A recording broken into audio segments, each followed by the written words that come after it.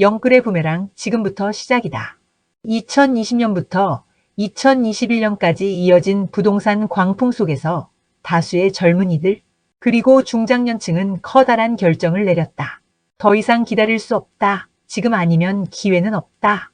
정부의 완화된 규제, 초저금리 환경, 주변의 조바심 섞인 조언들이 이들의 선택을 재촉했다. 그렇게 탄생한 세대가 바로 영끌족이다. 영끌이란 영혼까지 끌어모아 대출을 받아 집을 산다는 신조어다. 초저금리 시기였던 2020년부터 2021년 기간 동안 수많은 이들이 집값 상승 기대에 무리하게 대출을 일으켰다. 그러나 최근 몇 년 새 금리가 2배 가까이 오르면서 변동금리 대출자들의 이자 부담은 급격히 늘었다. 주택구입 부담 지수도 역대 최고치를 경신해 중위소득 가구가 소득의 절반 가까이를 대출 상환에 쓰는 상황에 이르렀다. 그만큼 생활비는 빠듯해지고 소비 어력도 크게 줄었다. 무엇보다도 집값은 더 이상 오르지 않고 있다. 이들이 원했던 미래는 오지 않았고 대신 찾아온 것은 이자 부담과 연체 그리고 경매 통보서였다.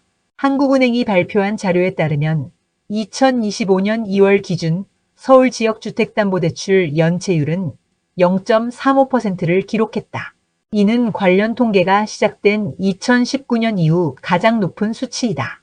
연체율은 2021년 말 0.09% 수준에 불과했지만 불과 2년여 만에 4배 가까이 뛰어올랐다.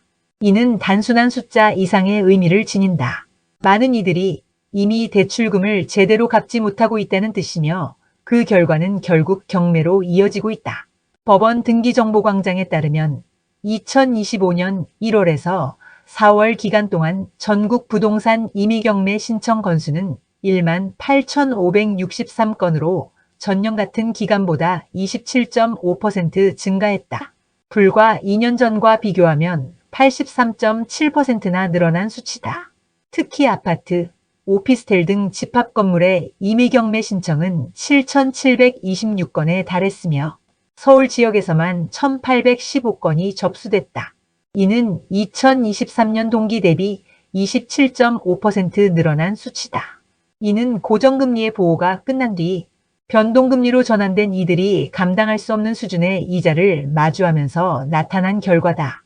KB, 국민신한, 하나우리은행 등 주요 시중은행의 변동금리는 현재 연 4에서 5.5% 수준으로 2020년대 초반 2%대 고정금리와 비교하면 2배 이상 높다. 한때는 집값은 절대 안 떨어진다. 부동산은 무조건 오른다는 말이 상식처럼 여겨졌다. 그러나 지금은 그 믿음이 처참히 무너지고 있다. 집을 샀다는 사실이 자산이 아니라 부담의 시작이 된 현실이다. 이번 위기에서 특히 치명타를 입고 있는 세대는 바로 4050 세대다. 이들은 자녀 교육, 노후 대비, 부모 부양이라는 삼중고를 떠안은 채주거 안정까지 책임져야 한다. 그 과정에서 부동산 구입을 인생 최대의 투자이자 안전망으로 여겼던 것이 현실이다. 하지만 고금리 시대가 장기화되고 부동산 가격의 추가 상승이 제한되면서 이들의 자산 구조는 흔들리고 있다. 무엇보다도 이자만 내는 버티기 전략이 더 이상 작동하지 않는다. 집값이 오를 줄 알고 무리하게 대출을 끌었었지만 지금은 금매를 내놔도 거래가 되지 않거나 경매로 넘어가도 본전조차 회수할 수 없는 상황이 많다. 실제로 많은 이들이 이렇게 말한다.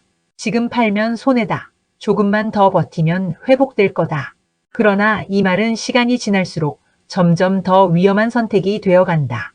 이자 부담은 지속되고 경기가 침체되며 실수요자도 투자자도 모두 시장에서 발을 빼고 있기 때문이다.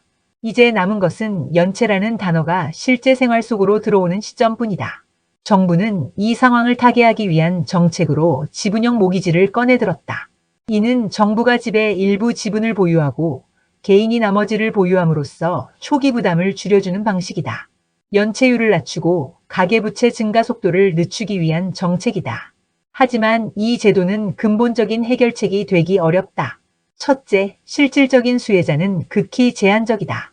전체 연체자 중 이 제도로 구제받을 수 있는 비율은 5%도 채 되지 않을 것이라는 전망도 있다. 둘째, 지분을 나누는 구조상 소유권의 온전함이 사라지고 집값 상승 시 이익을 정부와 나눠야 한다는 불만도 존재한다. 셋째, 이 제도를 추진하는 공공기관 등 자체의 재무 상태도 악화되고 있어 지속 가능성에 의문이 제기되고 있다. 더군다나 지분형 모기지를 통해 일시적으로 연체나 경매를 막는다 해도 금리 인하가 본격화되지 않으면 근본적인 이자 부담 해결은 불가능하다. 일부 전문가들은 한국은행이 금리를 빨리 내릴 필요가 있다고 주장하지만 물가와 환율이라는 거시적 요인이 발목을 잡고 있다. 지금 필요한 것은 버티기가 아니라 판단이다. 전문가들은 지금의 주담대 연체율 급등과 경매 급증은 단순한 일시적 현상이 아니라고 지적한다. 영끌의 한계가 드러나고 하우스푸어 사태의 재현 가능성이 높아지는 구조적 신호라는 것이다. 집값 하락이 본격화될 경우 연쇄적인 부실과 금융시장 불안, 소비 위축 등 실물 경제 전반에 악영향을 미칠 수 있다. 이러한 위기 상황에서 정부와 금융당국의 역할이 어느 때보다 중요해졌다. 단기적 대출 만기 연장이나 금리 인하 같은 임시 처방만으로는 한계가 있다. 보다 근본적으로는 주택시장의 구조적 안정화와 가계부채 관리, 사회적 안전망 강화가 필요하다. 최근 한국은행은 올해 1분기 실질 국내 총생산 성장률이 마이너스 0.2%로 집계됐다고 밝혔다. 올해 연간 경제 성장률도 당초 예상한 1.5%보다 낮아질 가능성이 커졌다. 보수나 진보 어느 쪽이 집권하든지 새 정부도 경기 침체가 지속되면 한 번 더 부동산 부양카드를 다시 꺼내들지도 모를 일이다. 그러나 부동산 가격을 올려서 경기를 부양하는 방법은 일시적인 해결책에 지나지 않는다. 제조업과 서비스업, 기술산업에 투자돼야 할 시중의 자금이 부동산에 쏠리면 다른 산업의 경쟁력은 저하된다. 이와 함께 문재인 정부 사례에서 봤듯이 부동산 시장은 정부의 정책으로 이를 통제하는 것이 불가능해진다. 한국은 수출 주도형 경제 구조를 갖고 있고 이를 유지해야 국가 경쟁력을 유지할 수 있다. 아쉽게도 서울 아파트는 아무리 많이 지어봐야 수출도 안 되고 그 자체로 다른 재화를 창출하는 상품도 아니다. 그렇다면 이 상황에서 영끌 쪽 또는 부동산 빚부담자들이 취할 수 있는 전략은 무엇일까? 무엇보다 중요한 것은 현실을 직시하는 용기다. 지금까지는 버티면 언젠간 오른다는 희망이 있었다. 그러나 현재는 그 가능성마저 줄어들고 있다. 더 이상 집은 안전한 자산이 아니다. 자산 구조를 재점검해야 한다. 집이 현금 흐름을 발생시키지 않고 오히려 지출이 늘어나는 구조라면 가능한 빠르게 부담을 줄이는 결정을 내려야 한다. 지분형 모기지, 금리 인하 등 외부 요인에 의존하기보다는 자신이 직접 통제할 수 있는 범위 내에서 재무 전략을 재설계해야 한다. 예를 들어 금매를 통한 일부 자산 정리, 신용회복 프로그램 활용, 재무상담 등을 통해 빚 구조 자체를 바꾸는 선택이 필요하다. 자산을 유지하는 것이 목표가 아니라 삶을 유지하는 것이 목표가 되어야 한다. 지금까지 버텨온 것은 분명 대단한 일이다. 하지만 더 이상은 혼자의 힘만으로 버티기 어려운 단계에 접어들고 있다. 무리하게 집을 샀던 그 선택이 잘못된 것이 아니라 그 선택을 언제까지 끌고 갈 것인지가 더 중요한 문제이다. 진짜 벼락거지는 집을 못 산 사람이 아니라 빚으로 무너지는 사람이다. 지금 손실을 인정하고 빠져나오는 것이 10년 후 당신과 가족의 미래를 지키는 지름길이 될 수 있다.